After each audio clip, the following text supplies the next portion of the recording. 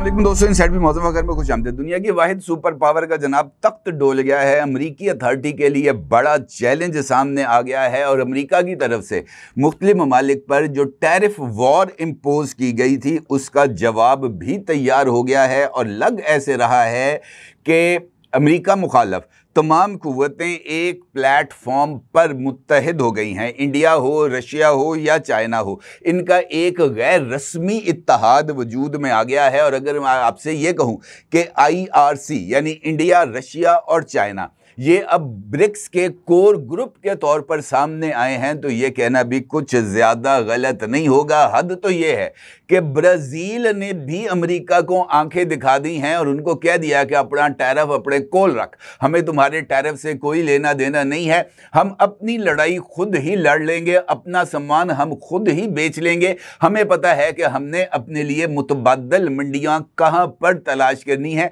और ये पहला मौका है जब अमेरिका ये जो दो सुपर पावर्स से एक सुपर पावर में तब्दील हुआ था, दुनिया जो है वो यूनिपोलर से बाइपोलर जो है वो पैराडाइम पर शिफ्ट हुई थी। ये उसके बाद पहला मौका है सोवियत यूनियन के टूटने के बाद कि अमेरिका की अथॉरिटी के लिए इतना बड़ा चैलेंज सामने आ गया है। और दूसरा इंपॉर्टेंट फैक्टर इस सारी सूरत हाल में ये है कि रूस से तेल की खरीदारी सिर्फ चाइना या इंडिया नहीं करता, बल्कि यूरोपीय यूनियन भी रशिया से गैस की खरीदारी का सबसे बड़ा जो है ना क्लाइंट है, गाहक है रूस का।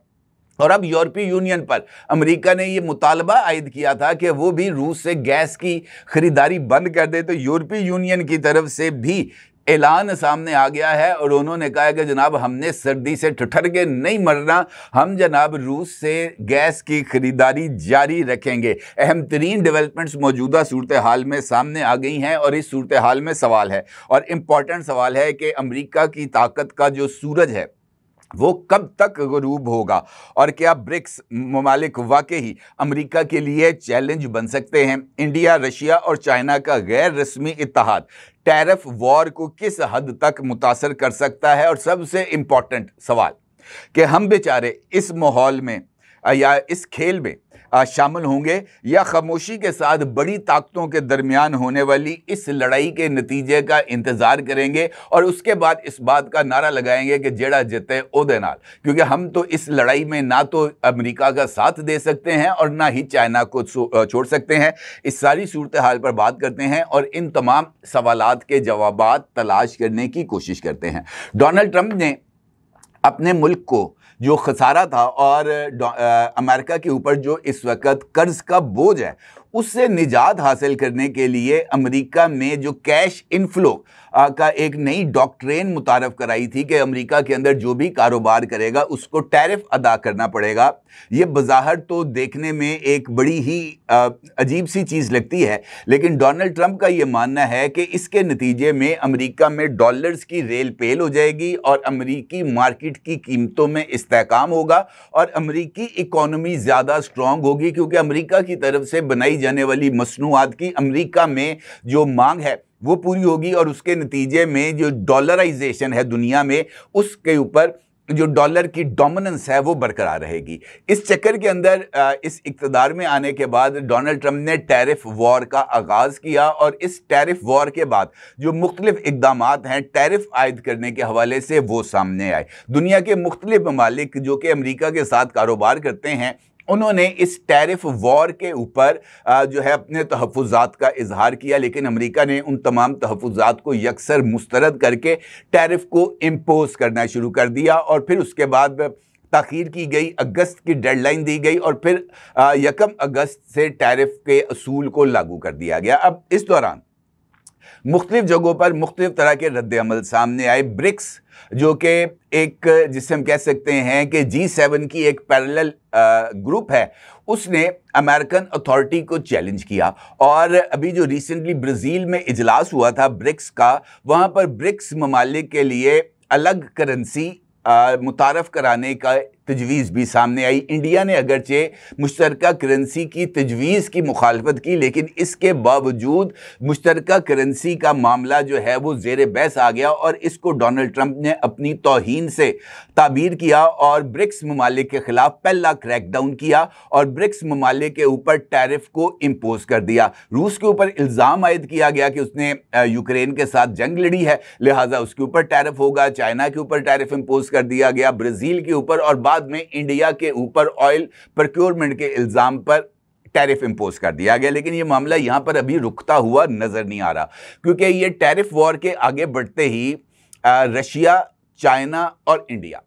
इन तीनों के अंदर एक गैर रस्मी हमें अलायंस नजर आया। और इस सारी सूरत हाल में दिल्ली में जो चाइनीज एम्बेसी है उसकी तरफ से जारी किया जाने वाला बयान बहुत ही ज़्यादा अहमियत का हामिल है, जो चाइनीज एम्बेसी की तरफ से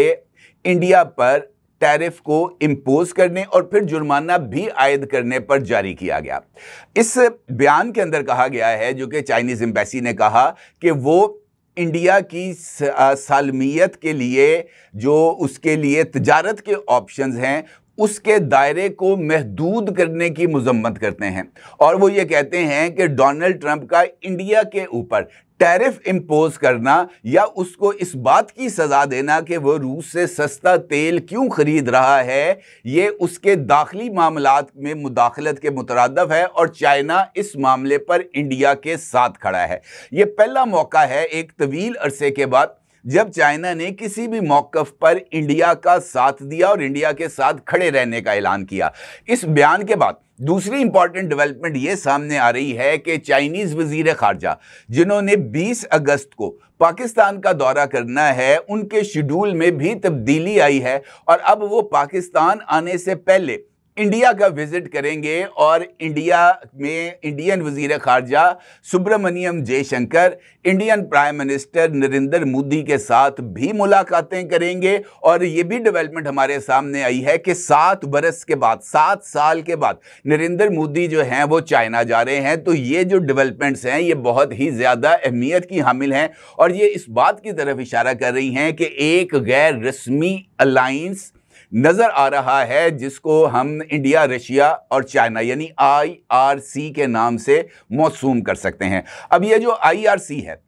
ये ब्रिक्स के मेंबर्स भी हैं और इसके अंदर ईरान भी शामिल है और दीगर ममालिक भी जो ब्रिक्स के मेंबरान हैं वो इसमें शामिल हैं। अब इस सारी सूरत हाल में इस रीजन के जो, अगर मैं आपसे ये कहूं कि एशिया की जो आवाज़ बन के सामने आ रही है वो चाइना और रशिया है। हम भी एशिया के अंदर मौजूद हैं, लेकिन हम इस वक्त दरमियानी पोजीशन में मौजूद हैं। ना हम 100% अमेरिका की तरफ हैं, ना हम 100% चाइना की तरफ हैं, ना ही हम अमेरिका की तरफ से टैरिफ को इम्पोज करने की मुखालफत कर सकते हैं और ना ही अमेरिकी टैरिफ का बोझ बर्दाश्त कर सकते हैं। मैंने आपसे पिछली वीडियो में इस बात के बारे में तफसील से आगाह किया था कि ये जो ट्रेड डील पाकिस्तान और अमेरिका के दरमियान हुई है, इसके नताइज क्या होंगे पाकिस्तान की इकॉनमी पर, और एक खाना जो कि व्हाइट हाउस में खाया गया उसका बोझ हमें कितना उठाना पड़ेगा, उसकी मैंने चंद तफसीलात आपकी खिदमत में शेयर की थी। अब ये जो डेवलपमेंट्स हैं ये इनफैक्ट 2 अहम तरीन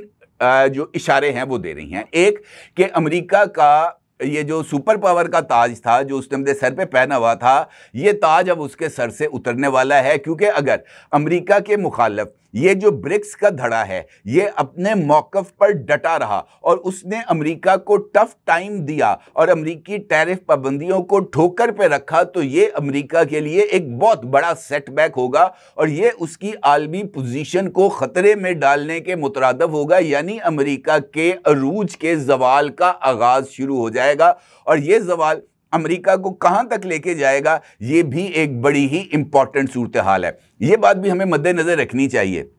कि अमेरिका के मुतबादल ताकतें इस रीजन में मौजूद हैं। चाइना और रशिया एक मुतबादल सुपर पावर के तौर पर हमारे सामने आ रही हैं और इन दोनों ममालिक ने जिस तरीके से अपने मईशत में इजाफा किया है, जिस तरीके से टेक्नोलॉजी में इन्होंने अबूर हासिल किया है, ख़ास तौर पर चाइना ने तो ऐसे मिरेकल्स कर दिए हैं कि उनकी जो गुर्बत की लकीर है वही ख़त्म हो गई है। यानी चाइना के अंदर अब कोई आदमी गुर्बत की लकीर के नीचे नहीं है। तो ये वाक़यातन एक हकीकी तरक्की की तरफ सफ़र है जो कि चाइना की तरफ से किया गया। अब चूँकि एक एक जानिब अमेरिका का जो जवाल है उसके इशारे मिल रहे हैं, जिस तरह मैंने आपसे गुजारिश की कि यूरोपीय यूनियन जो कि नेटो के तौर पर अमेरिका के इत्तेहादी हैं, उन्होंने भी अमेरिका के दबाव में आकर रूस से गैस की खरीदारी बंद ना करने का ऐलान कर दिया। ब्राजील ने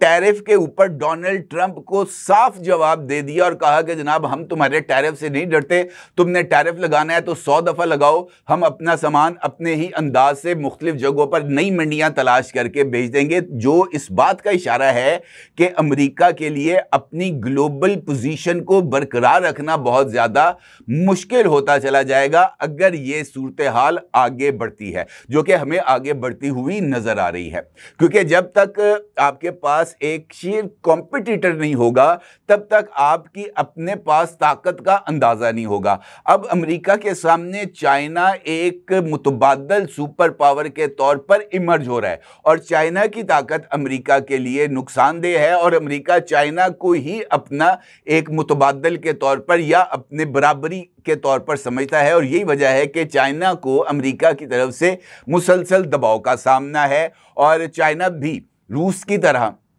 इस दबाव को कबूल करने से इनकार कर रहा है। अब ये जो मैंने आपके सामने एक रीजन की सूरत हाल रखी, ये वाज़ेह तौर पर इस बात की तरफ इशारा है कि अमरीकी तख्त डोल गया है। दूसरी जानिब अमरीकी डॉलर के ऊपर दबाव बढ़ना शुरू हो गया और अगर ब्रिक्स ने यूरोपीय यूनियन की तरह, देखिए जब तक मिसाल मौजूद नहीं होती उस वक्त तक रुकावट क्रिएट होती है। अगर यूरोपीय यूनियन अपने लिए यूरो बना सकते हैं, अपने ममालिक के अंदर ट्रेड के लिए एक मुश्तरका करेंसी या शेंजन वीज़ा के नाम पर एंट्री फ्री कर सकते हैं, तो फिर ब्रिक्स ममालिक भी डॉलर के मुकाबले में अपनी नई करेंसी को मुतारफ करा सकते हैं। और ब्रिक्स अगर डॉलर की बजाय ब्रिक्स की करेंसी के अंदर डील करना शुरू करेगा तो डॉलर की वैल्यू दिन ब दिन कम होना शुरू हो जाएगी और डॉलर की वैल्यू कम होने का मतलब यह है कि अमरीकी सुप्रीमेसी का खात्मा, और अमरीकी सुप्रीमेसी का खात्मे का मतलब यह है कि अमरीका की मईशत के ऊपर दबाव। अब देखा जाए डोनाल्ड ट्रंप ये कहते हैं कि जनाब हम अपनी प्रोडक्शन करेंगे, अपने मुल्क में बेचेंगे। ये एक बड़ी आइडियल सिचुएशन है किसी भी मुल्क के लिए, लेकिन अमरीका के अंदर अगर दीगर ममालिक की चीज़ें अमरीकी मसनूआत से ज़्यादा फरोख्त हो रही हैं तो इसका मतलब यह है कि दीगर ममालिक से आने वाली प्रोडक्ट्स अमेरिकन प्रोडक्ट्स की निस्बत या तो ज़्यादा चीपर हैं या उनकी क्वालिटी बेहतर है। और अगर क्वालिटी बेहतर है तो फिर सूरत हाल अमेरिका के लिए बिल्कुल ही खतरनाक है। टैरिफ वॉर इम्पोज होने के बाद अगर आप अमेरिकन स्टॉक मार्केट का जायजा लें तो वहां पर भी आपको बड़ी ही दिगरगूं सिचुएशन नजर आएगी। टैरिफ इम्पोज होने के बाद अमेरिकन मार्केट्स के अंदर जो हमें गिरावट देखने में आई है, कई बिलियन डॉलर्स का नुकसान हुआ है उनकी स्टॉक मार्केट में, तो ये भी अमेरिका के लिए एक बहुत बड़ा सेटबैक है। जहां तक बात आ गई टैरिफ किन किन ममालिक को मुतासर करेगा, तो टैरिफ तो हम जैसे ममालिक को मुतासर करेगा जो अपने लिए कुछ भी नहीं बनाते, हर एक चीज़ इंपोर्ट करते हैं और बराए नाम चीज़ों को एक्सपोर्ट करते हैं। जबकि वो तमाम लोग, वो तमाम ममालिक जो अपनी ज़रूरत का सामान खुद बनाते हैं, उनके लिए शायद टैरिफ इतना ज़्यादा असरअंदाज ना हो क्योंकि उनके पास मुतबादल मंडियों तक रसाई मौजूद है। इंडिया एक बहुत बड़ी मंडी है, चाइना एक बहुत बड़ी मंडी है, रशिया एक बहुत बड़ी मंडी है, और अगर ये तीनों ब्रिक्स ममालिक ही आपस के अंदर ट्रेड शुरू कर दे तो मेरा नहीं ख्याल कि जो लॉस उनको अमेरिका के साथ ट्रेड के नतीजे में होगा वो उसको रिकवर ना कर पाएं, या कम से कम उस लॉस को वो बियरेबल पोजीशन तक लाने में कामयाब हो जाएं। और इसके साथ साथ पूरा अफ्रीका भी खाली पड़ा है जहां पर मंडी भी मौजूद है, जहां पर लोग भी मौजूद हैं और वहां पर सामान बिकने के ऑप्शंस भी मौजूद हैं। और ये पाकिस्तान के लिए भी एक बड़ा ही इंपॉर्टेंट चांस है कि वो यूरोपियन मंडियों के साथ साथ अफ्रीकन मंडियों के अंदर भी अपने पेनिट्रेशन को मजबूत बनाए और अफ्रीका के अंदर अपने सामान तजारत को बेचने की कोशिश करे, तो उनके लिए भी वहां पर मौके दस्तयाब हो सकते हैं। अब यह बात तो बड़ी क्लैरिटी के साथ हमारे सामने आ गई है कि ट्रेड वॉर इनफैक्ट अमेरिका के लिए एक दो धारी तलवार है। वो बाकियों की गर्दन भी काट सकती है और खुद अमेरिका की गर्दन भी उस तलवार की धार की तरफ है, तो उसको भी उसका नुकसान उतना ही उठाना पड़ेगा जितना उसके मुखालिफ को उठाना पड़ेगा। दूसरी जानिब हर वक्त आर्म ट्विस्टिंग के जरिए सिचुएशन को काबू में नहीं रखा जा सकता और अमेरिकन एस्टैब्लिशमेंट जो डीप स्टेट हर जगह पर मौजूद है, अमेरिका के अंदर भी एक डीप स्टेट तो डेफिनेटली एग्जिस्ट भी करती है और वो व्हाइट हाउस और पेंटागन को कंट्रोल भी करती है। ये देखना कि वो इस सूरत हाल में लाताल्लुक रहेंगे, मेरा नहीं ख्याल कि ऐसा मुमकिन होगा। और हमें आने वाले दिनों में ये जो ट्रेड वॉर ट्रंप ने शुरू की है, हमें ट्रंप उससे पीछा हटते हुए महसूस भी होंगे और उसके लिए बुनियादी रुकावट रूस और यूक्रेन की जंग है। अगर अमेरिका रूस और यूक्रेन की जंग को रुकवाने में कामयाब हो जाता है तो फिर उसका क्रेडिट लेते हुए वो उस टैरिफ वॉर से पीछे हट सकता है। लेकिन जिस तरह मैंने आपसे गुजारिश की है कि डोनाल्ड ट्रंप एक मतलून मिजाज, एक गैर मुतवाज़न शख्सियत हैं, उनके बारे में कोई हतमी राय कायम नहीं की जा सकती कि वो रात को कौन सा फैसला करके सोएं और सुबह जब उठें तो उस फैसले के अंदर किस तरह की तब्दीली कर दी जाए। आज वो इंडिया के मुखालिफ हैं, सुबह उठेंगे तो वो अब मोदी के गुण गाना शुरू कर दें और पाकिस्तान की आर्म ट्विस्टिंग करना शुरू कर दें, तो इस बात के इम्कानात भी मौजूद हैं। लिहाजा ये जो सिचुएशन है ये तेज़ रफ्तारी के साथ प्रो अमेरिका से एंटी अमेरिका शिफ्ट हो रही है और इस